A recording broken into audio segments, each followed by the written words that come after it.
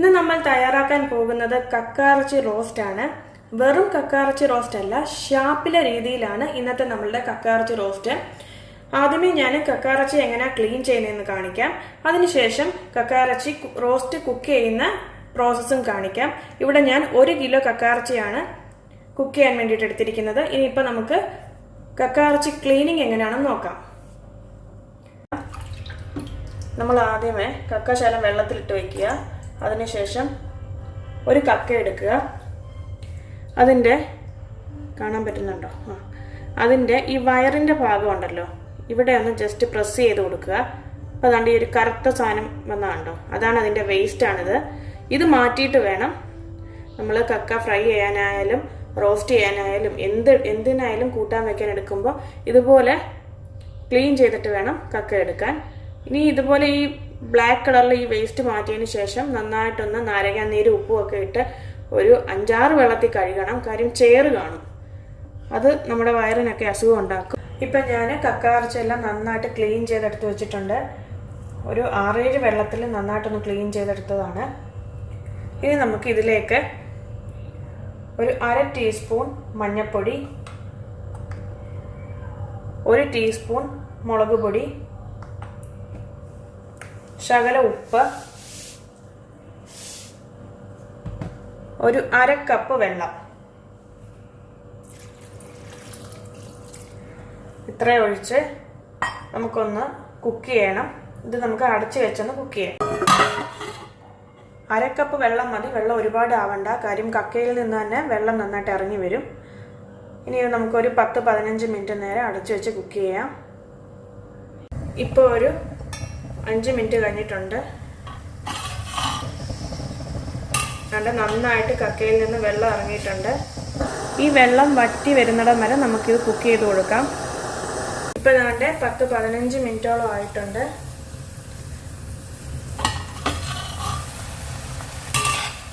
ആ വെള്ളമെല്ലാം വറ്റി വന്നിട്ടുണ്ട്.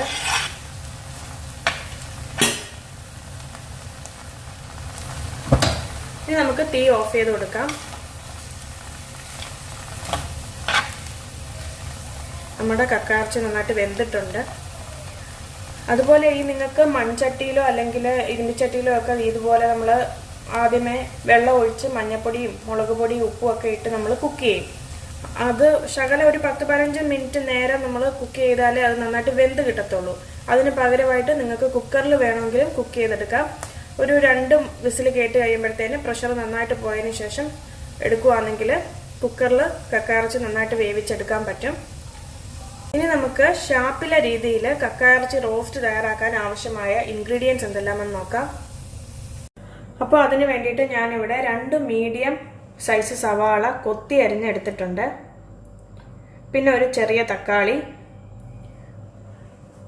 3 വെളുത്തുള്ളി ചതച്ചെടുത്തത്, 1/4 കഷ്ണം ഇഞ്ചി ചതച്ചത്, 2 പച്ചമുളക്. ഇത് നമുക്കൊന്ന് നെടുകെ കീറിയിട്ട് വേണം ഇടാൻ. ഇത്രയാണ് നമുക്ക് വേണ്ട ഇൻഗ്രീഡിയൻസ്. പിന്നെ നമ്മളുടെ ബേസിക് ആയിട്ടുള്ള മസാലപ്പൊടികൾ, അതായത് മഞ്ഞൾപ്പൊടി, മുളക് പൊടി, മല്ലിപ്പൊടി, കുരുമുളക് പൊടി, പെരുംജീരകം, ഉപ്പ് ആവശ്യത്തിന്. പിന്നെ നമ്മളിവിടെ ഉപയോഗിക്കുന്ന എണ്ണ വെളിച്ചെണ്ണയാണ്. ബാക്കി നമ്മുടെ മസാലക്കൂട്ടുകളെല്ലാം സ്ഥിരം നമ്മൾ ചെയ്യുന്ന അതേ രീതിയിൽ തന്നെയാണ്. ആദ്യമേ നമ്മൾ എണ്ണയിൽ ഈ വെളുത്തുള്ളിയും ഇഞ്ചിയും ഒന്ന് മൂപ്പിച്ചെടുക്കും. അതിനുശേഷം കൊത്തിയരിഞ്ഞ സവാള നന്നായിട്ട് വഴറ്റിയെടുക്കും. അതാണ് നമ്മൾ വഴറ്റുന്നതിനകത്ത് ഒരു പ്രത്യേക ടേസ്റ്റ് ഉണ്ട്. അതുകൊണ്ട് നിങ്ങൾ ഹറിബറിയിൽ പെട്ടെന്ന് സവാള ഒന്ന് വാടിക്കഴിയുമ്പോഴത്തേന് കക്കയിറച്ചി എടുത്തിടരുത്. നന്നായിട്ട് വഴറ്റിയിട്ട് വേണം കക്കയിറച്ചി ഇടാൻ. അതായത് സവാളയും നന്നായിട്ട് വഴറ്റി തക്കാളിയും നല്ല പേസ്റ്റ് പോലെ വഴണ്ട് ആ ഒരു പരുവത്തിൽ മാത്രമേ നമ്മൾ കക്കയിറച്ചി ഇട്ട് കൊടുക്കാവുള്ളൂ. അതാണ് ആ ഷാപ്പിലെ രീതിയിലെ ഒരു വ്യത്യാസം. അപ്പം നമുക്ക് ഇനി കുക്ക് ചെയ്ത് തുടങ്ങാം. ആദ്യമേ നമുക്കൊരു പാൻ വെക്കാം. അതിനുശേഷം തീ കത്തിച്ചു കൊടുക്കാം. പിന്നെ ഒരു 4 ടേബിൾ സ്പൂൺ വെളിച്ചെണ്ണ ഒഴിച്ചു കൊടുക്കാം.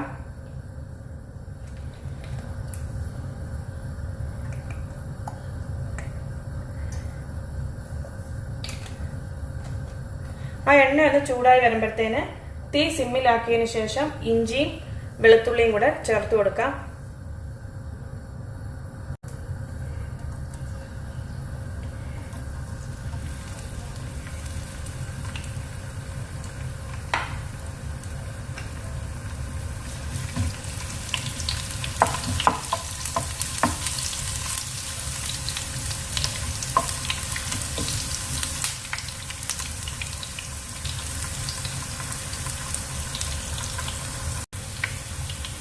ഇതിൻ്റെ ആ നല്ലൊരു മണം വരുമ്പോഴത്തേന് നമുക്ക് ആ സവാള കൊത്തി അരിഞ്ഞത് ചേർത്ത് കൊടുക്കാം.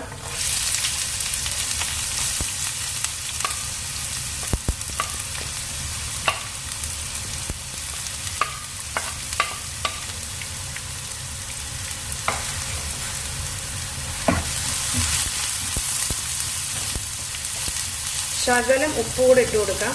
ഉപ്പിടുമ്പോൾ ശ്രദ്ധിക്കുക, നമ്മൾ കക്കാർച്ചയിൽ ഉപ്പ് ഇട്ടിട്ടാണ് വേവിച്ചേക്കുന്നത്. അതുകൊണ്ട് ഒരുപാട് ഉപ്പ് ഇടരുത്.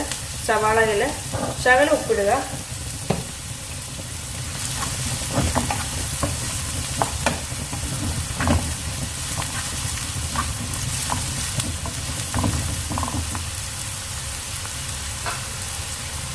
ഇപ്പം ഇത് നന്നായിട്ട് വാടിയിട്ടുണ്ട്. ഇനി നമുക്ക് തക്കാളി ആ പച്ചമുളക് കൂടെ ചേർത്ത് കൊടുക്കാം.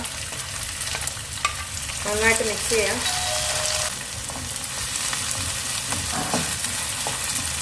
ഇനി ഈ തക്കാളി നന്നായിട്ട് വാടി വരണം.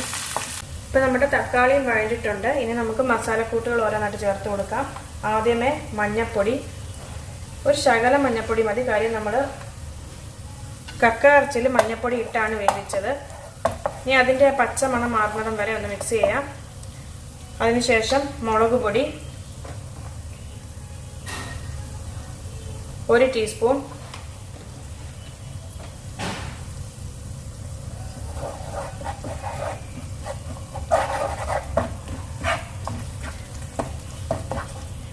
നമുക്ക് വേവിച്ച് വെച്ചിരിക്കുന്ന കക്ക ഇറച്ചി ഇതിലേക്ക് ചേർത്ത് കൊടുക്കാം.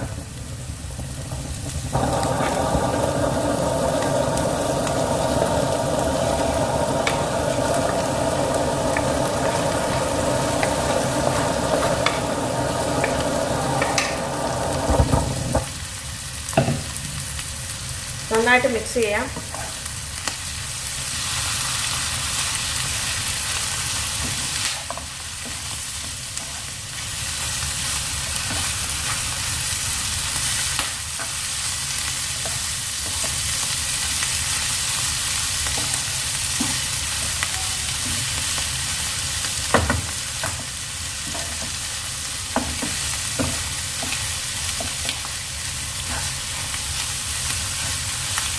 നമുക്ക് ശകലം പെരിഞ്ചീരകം ഇട്ട് കൊടുക്കാം. 1/4 ടീസ്പൂൺ. അതിൻ്റെ പച്ച മണം മാറുന്നിടം വരെ ഒന്ന് മിക്സ് ചെയ്യാം. അതിനുശേഷം നന്നായിട്ടൊന്ന് മിക്സ് ചെയ്യാം.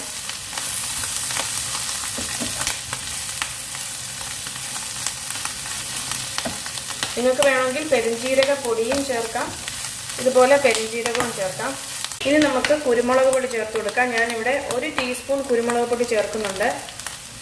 കാര്യം ഈ കക്കാർച്ചയ്ക്കൊക്കെ ഷാപ്പിലെ രീതിയിൽ വെക്കുമ്പോൾ കുരുമുളകിൻ്റെ ടേസ്റ്റാണ് മുന്നിൽ നിൽക്കുന്നത്. ഇനി നമുക്ക് നന്നായിട്ടൊന്ന് മിക്സ് ചെയ്യാം.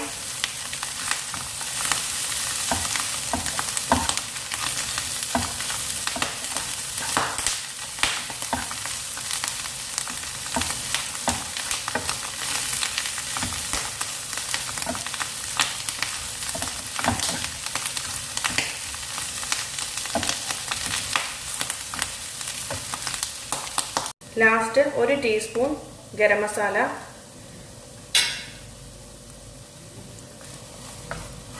ഇപ്പം തന്നെ നല്ലൊരു മണം വരുന്നുണ്ട്.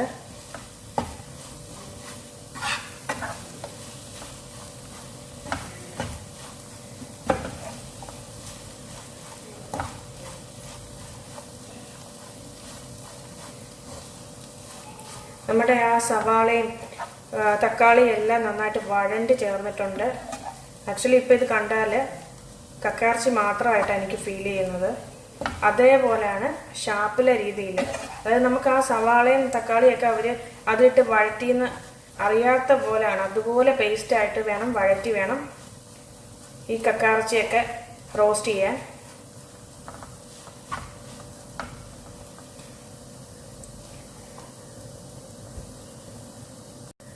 അങ്ങനെ നമ്മളുടെ കക്കയിറച്ചി റോസ്റ്റ് ഇവിടെ റെഡി ആയിട്ടുണ്ട്. നല്ല മണം വരുന്നുണ്ട്. അപ്പോൾ ഇതുപോലാണ് നമ്മൾ ഷാപ്പിലെ രീതിയിൽ കക്കയിറച്ചി റോസ്റ്റ് തയ്യാറാക്കുന്നത്. അപ്പോൾ നിങ്ങൾക്ക് കക്കയിറച്ചി എങ്ങനെ ക്ലീൻ ചെയ്യുന്നതെന്നും റോസ്റ്റ് വെക്കുന്ന രീതിയും മനസ്സിലായെന്ന് വിശ്വസിക്കുന്നു. നിങ്ങളുടെ അഭിപ്രായങ്ങൾ കമൻറ്റിലൂടെ അറിയിക്കുക.